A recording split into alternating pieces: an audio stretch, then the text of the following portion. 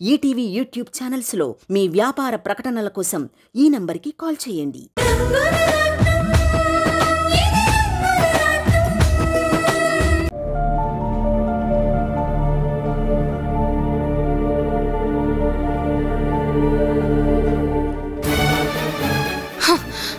Baby chips తింటావా? వద్దు, ఇంత విషయం ఇవ్వు, తాగుతాను. విషం తాగవలసిన అవసరం నీకేంటి బేబీ? నువ్వేమైనా అత్తగారింట్లో ఆరళ్ళు పడుతున్నావా? గోపిని తీసుకుని మన ఇంటికి వచ్చేసావు. ఈ ఇంట్లో నీ ఇష్టం వచ్చినట్టు ఉంటున్నావు కదా. నేను నా ఇష్టం వచ్చినట్టు ఉంటున్నానో లేదో తెలీదు, కానీ ఆ రాణి మాత్రం నన్ను ఇష్టం వచ్చినట్టు తిట్టింది. పోయి దానింటికి నువ్వెందుకు వెళ్ళావు బేబీ? ఆ ఇంటికి వెళ్ళాలన్న కోరిక నాకేం లేదు. ఆ ఇంట్లో నుంచి గోపిని ఎప్పుడు తీసుకొద్దామా అని ఎదురు చూసిన మనిషిని నేను నా ఫ్రెండ్ ఇంటి నుంచి వస్తుంటే ఆ రాణి రాధా చిలక గోరింకల్లా రోడ్డు మీద నవ్వుకుంటూ వస్తున్నారు. పెళ్లి కాకుండా ఈ తిరుగులేంటి అని పొరపాటున అడిగాను మమ్మీ. అంతే, నోటికొచ్చిన తిట్లన్నీ తిట్టింది నన్ను. నా ఫ్రెండ్ ముందు నన్ను అవమానించింది. అసలు అలాంటి దానిని ఏం చేయాలో కూడా నాకు అర్థం కావడం లేదు. నోర్మోయ్,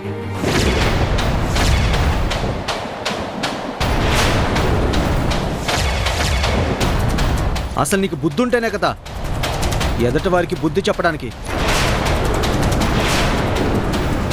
మీరు సక్రమంగా ఉంటేనే కదా ఎదుటి వాళ్ళకి వంకలు పెట్టడానికి. ఇదేంటి మమ్మీ, గోపి మనల్ని తిడుతున్నట్టున్నాడు? మనల్ని ఎందుకు తిడతాడే? మనం ఏం చేశామో గోపికి తెలియదు కదా. ఎందుకు తెలీదు? ఏదైనా ఎన్నాళ్ళు దాగుతుంది. మీరేంటో మీ బుద్ధేంటో మొత్తం బయటకు వచ్చింది. మీలాంటి వాళ్ళని షూట్ చేసినా తప్పలేదు.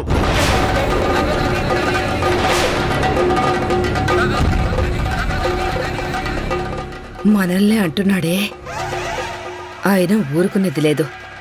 పద ఆ సంగతి ఏంటో తేలుద్దాం. దున్నపోతులా పెరిగారు, కానీ బుద్ధి మాత్రం పెరగలేదు. ఎవరైనా కలిసి ఉంటే చూడలేరా? విడదీసేదాకా నిద్రపోరు కదా. ఏంటి గోపి, మమ్మల్ని నేను అంటున్నావు? సరే సరే, మళ్ళీ ఫోన్ చేస్తాను.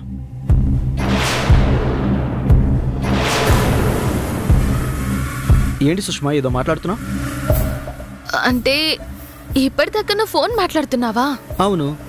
ఏ ఎవరు నలుడు గారు అంతలా తిడుతున్నారు? ఉన్నారులేండి ఇద్దరు మూర్ఖులు. కలిసి ఉంటే చూడలేరు, ప్రేమాభిమానాలు పంచుకుంటే అస్సలు భరించలేరు.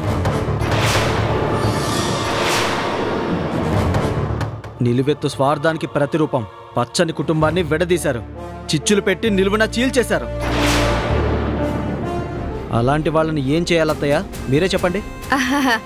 అంటే అల్లుడు గారు, అది అంటే ఏంటంటే... ఎందుకు అంతలా ఆలోచిస్తున్నారు అత్తయ్య? ఈ చేత్తో ఆ చెంప ఈ చెంప వాయించాలి కదా.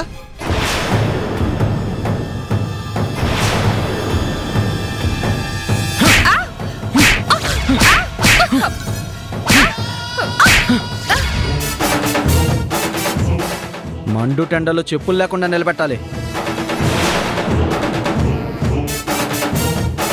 ఒళ్ళంతా కారం రాసి పశువుల్ని కొట్టే కొరడాలతో చెట్టు కట్టేసి కొట్టాలి కదా. అల్లుడు గారు, వద్దులే అల్లుడు గారు. ఎంత తప్పు చేసినా మరి ఎంత ఘోరంగా పనిష్మెంట్ అవసరమా? నేను వాళ్ళెవరినో అంటే మీరెందుకు భయపడుతున్నారు? నువ్వు చెప్తుంటేనే ఒంట్లోంచి వణుకొస్తుంది. ఇంతకీ ఎవరు వాళ్ళు? ఉన్నారులే, నా ఫ్రెండ్ తాలూకు చుట్టాలు. వదిలేలే గోపి, ఎవరింట్లోనో గొడవలతో మనకెందుకు? అవునవునవునవును బేబీ, అల్లుడి గారు చాలా కోపంగా ఉన్నారు. చల్లబడ్డానికి చల్లటి మజ్జిగ తీసుకొచ్చివ్వు. పద.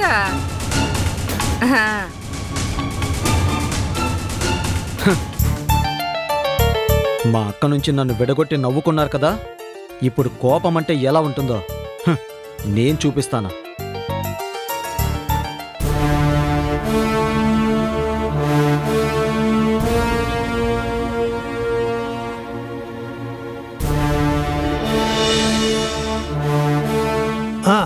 రా రా రాధా బాబు, ఇప్పుడే నీ గురించి అనుకుంటున్నాం.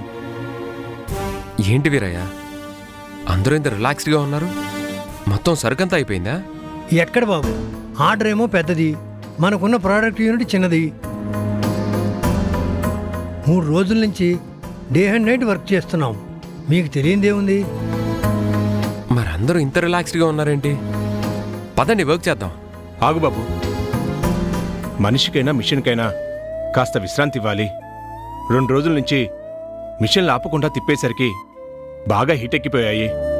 అంత హీట్ ఎక్కడం మంచిది కాదు బాబు, నట్లన్నీ లూజ్ అయిపోతాయి. ప్రమాదాలు జరగడానికి అవకాశం ఎక్కువ ఉంటుంది. ప్రమాదాలకి భయపడి ఇచ్చిన మాటని పోగొట్టుకోలేం. ఆర్డర్ మొత్తం వారం రోజుల్లో ఇస్తామని అగ్రిమెంట్ మీద సంతకం పెట్టాం. భయపడక బాబు, 1 రోజులో అటో ఇటో అయిపోతుందిలే. లేదు వీరయ్య, మాటంటే మాటే. 1 నిమిషం అటు ఇటు కాకూడదు. అప్పుడే వాళ్ళకి మన మీద నమ్మకం వస్తుంది, మనకి మరిన్ని ఆర్డర్స్ వస్తాయి. నమ్మకాన్ని మించిన పెట్టుబడి లేదు. అది పోగొట్టుకుంటే ఎంత ప్రచారం చేసినా ప్రయోజనం లేదు. రోలింగ్ మెషిన్ దగ్గరికి మీరు వెళ్ళండి, ప్యాకింగ్ దగ్గరికి నేను వెళ్తాను.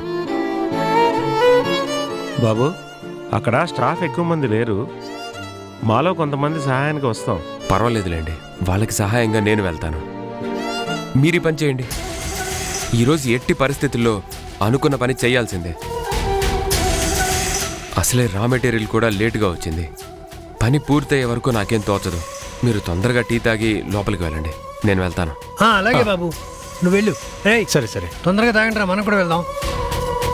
ఏంటి వీరయ్య, చెప్తుంటే అర్థం చేసుకోరు సారు. నువ్వు కొత్తగా వచ్చావు కాబట్టి రాధాబాబు గురించి నీకేమీ తెలియదు. మూతపడ్డ ఈ కంపెనీని తెరిపించింది ఆ బాబే, కష్టపడి వర్క్ ఆర్డర్స్ తెచ్చింది ఆ బాబే. ఇచ్చిన మాటకి చాలా విలువిస్తాడు. ఎంత కష్టమైనా సరే మాట మాత్రం పోగొట్టుకోడు. అంతవరకు ఎందుకు, తను ఈ కంపెనీకి ఓనర్ కదా, తను ఎందుకు కష్టపడి పనిచేయడం? చెప్పి చేయించుకోవచ్చు కదా. కానీ అలా చెయ్యడు. కష్టం ఏంటో ముందు తను తెలుసుకుంటాడు, అందరితో కలిసి కష్టాన్ని పంచుకుంటాడు. ఏ కంపెనీ ఓనర్ అలా ఉండడు. అందుకే ఆ బాబంటే మాకందరికీ ఇష్టం.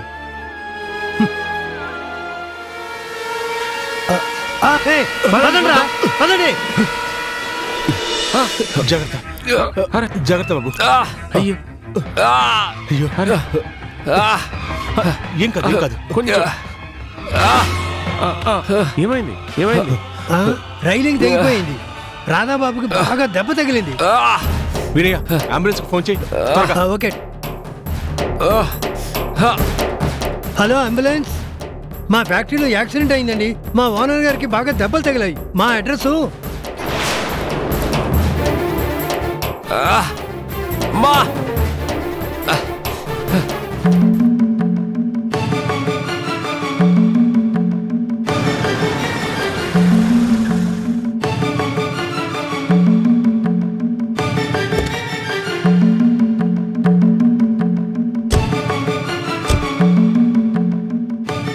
ఇక్కడ అమ్ముందమ్మా.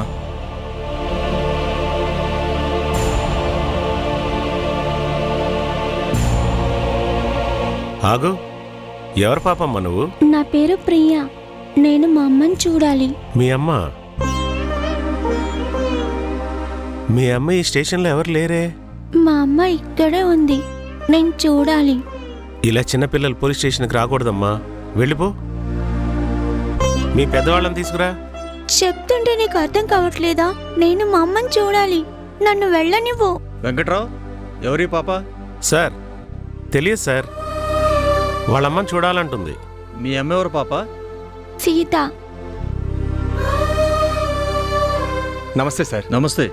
డాక్టర్ కళ్యాణ్ గారి కూతురు ప్రియా. తనకి సీతమ్మ అంటే చాలా ఇష్టం. తన్ని చూడాలని వచ్చేసింది. మరి ఈ విషయం కళ్యాణ్ సార్కి తెలుసా? నేను ఫోన్ చేసి చెప్తాను సార్. ముందైతే పాపని పంపించండి. సరే, వెళ్ళమ్మా. వెళ్ళమ్మా.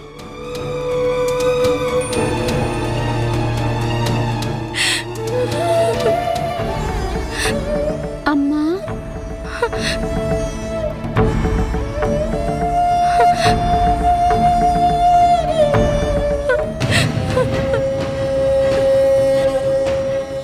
అమ్మా ప్రియా, నువ్వెక్కడికి ఎందుకు వచ్చావమ్మా? నువ్వు నన్ను చూడ్డానికి ఇంటికి రాకపోయేసరికి నాకు చాలా బాధ అనిపించిందమ్మా. నీ గురించి ఎవరు అడిగినా నాకు చెప్పలేదమ్మా. తెలుసమ్మా, తోటమాలితో చెప్తుంటే విన్నాను, అందుకే వచ్చేసానమ్మా.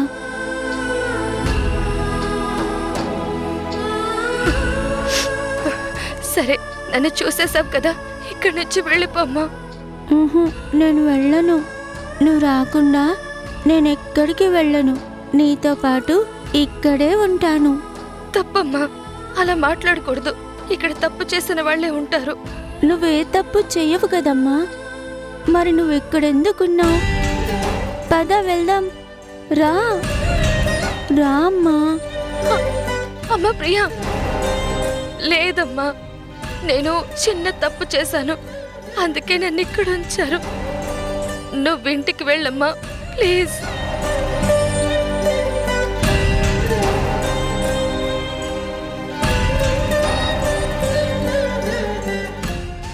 అంకుల్ అంకుల్, మా అమ్మ చాలా మంచిది, ఏ తప్పు చెయ్యదు.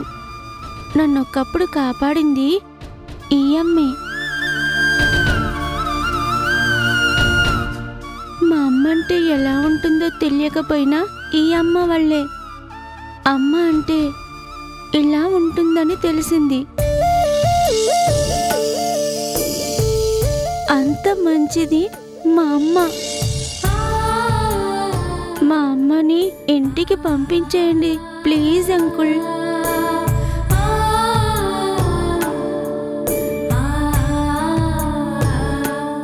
అమ్మ ప్రియా. డాడీ,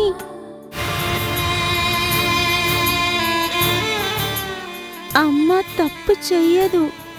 అమ్మను తీసుకెళ్ళిపోదాం, లేకపోతే అమ్మ వచ్చే వరకు నేను ఇక్కడే ఉంటాను. లేదమ్మా, తప్పకుండా అమ్మని బయటికి తీసుకొస్తాను. దానికి కొంచెం సమయం పడుతుంది.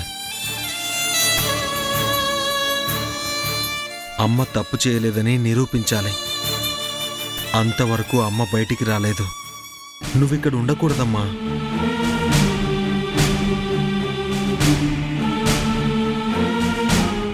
అమ్మా, నువ్వు చెప్పమ్మా, నేను నీ దగ్గరే ఉంటాను. చూడు ప్రియా, నేను తప్పు చేశాను కాబట్టి నన్ను ఇక్కడికి తీసుకొచ్చారు. నా తప్పు లేదు అని తెలిస్తే నన్ను బయటికి పంపిస్తారు. అంతేకాని నువ్విలా అల్లరి పెట్టడం మంచిది కాదు. నీకు నిజంగా నా మీద అభిమానం ఉంటే వెంటనే ఇంటికి వెళ్ళిపో. లేదంటే నేను ఇంకెప్పుడు నీతో మాట్లాడను.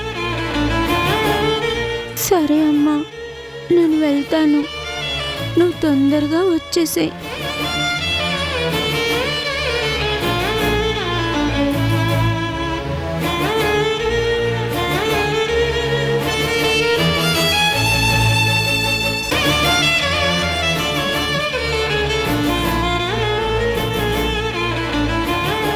ప్రియా, పదమ్మ వెళ్దాం.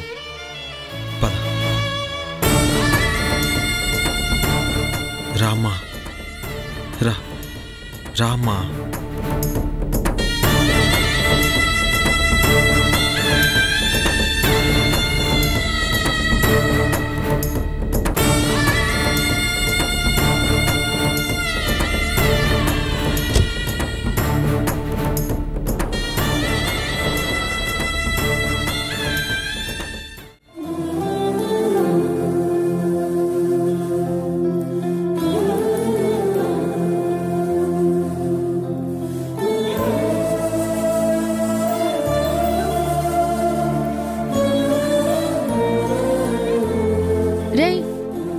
అంజీ, అన్ని సర్దేశావా?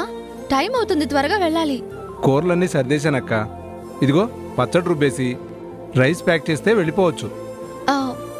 ఇంకా పచ్చడి రుబ్బడం ఏంటంజీ? ఈ పాటికి మనం అక్కడికి వెళ్ళిపోవాలి కదా.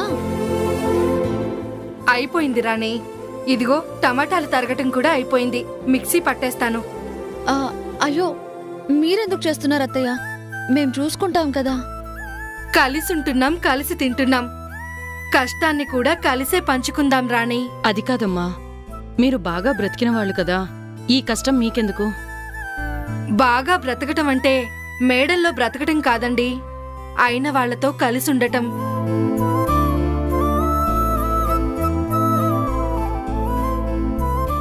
అందరితో కలిసి పచ్చడి మెతుకులు తిన్నా ఆనందంగా ఉంటుంది. ఒంటరి బ్రతుకులో పంచభక్ష పరవాణాలు తిన్నా నోటికి రుచిగా ఉండవు.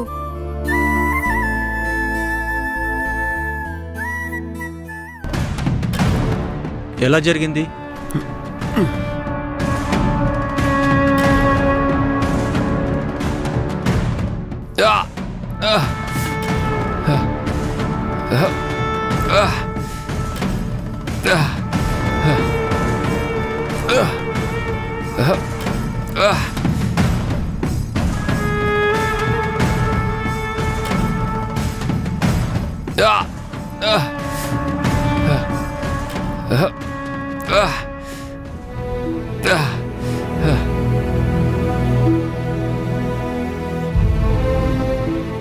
ముందు రాడమ్మకి ఈ విషయం చెప్పాలి.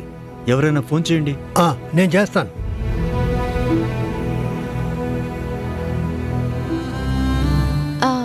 అంజు, టైం అవుతుంది, వెళ్ళి ఆటోని పిలువు. అలాగే అక్క.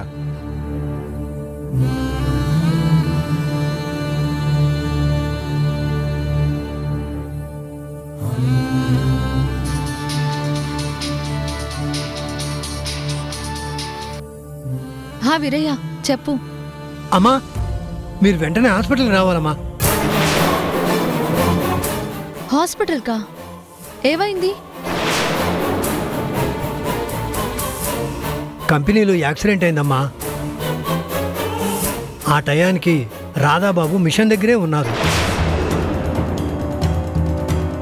ఆయనకి బలంగా దెబ్బలు తగిలాయి.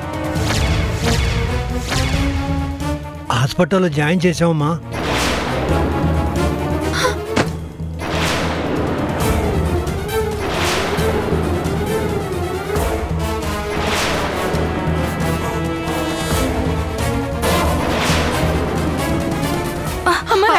రాణి, ఏమైందమ్మా? అమ్మా, రాణి రాణి రాణి, ఏమైందమ్మా? ఏమైంది? రాణి, అమ్మా, రాణి, అక్క, ఏమైంది అక్క? రాణి,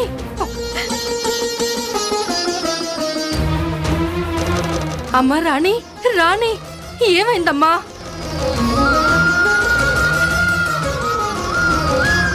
ఏమైందమ్మా? రాణి, కంపెనీలో ఏదో యాక్సిడెంట్ అయిందంటమ్మా.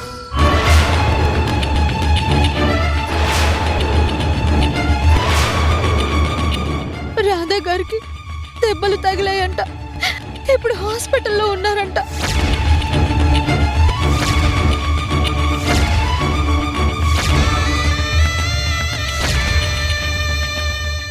నేను నమ్మను. నా కొడుకు అలా జరిగిందంటే నేను నమ్మను. నీకెవరు చెప్పారు? ఇప్పుడు వీరే ఫోన్ చేసి చెప్పాడు. ఆయనని హాస్పిటల్లో జాయిన్ చేశారంట. పెద్ద పెద్ద దెబ్బలు తగిలాయని చెప్పాడు.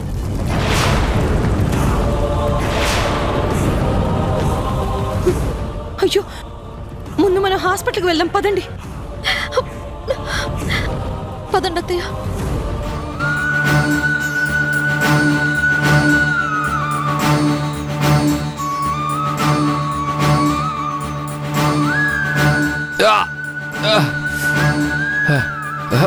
డాక్టర్,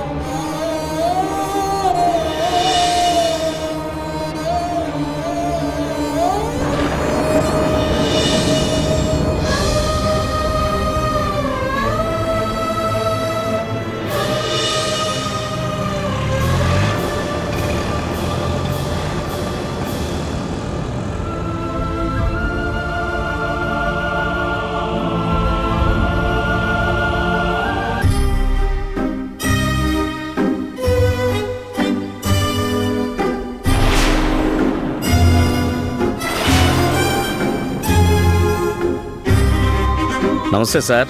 నమస్తే సార్. మీరేంటి ఇలా వచ్చారు? కూర్చోండి సార్. అదే ఎస్ఐ గారు, నా మనవరాల గురించి వెతకమన్నాను కదా, ఆ రోజు ఆ చైన్ మీ స్టేషన్ పరిధిలోనే దొరికింది కదా, ఆ విషయం గురించి కనుక్కుందామని వచ్చాను.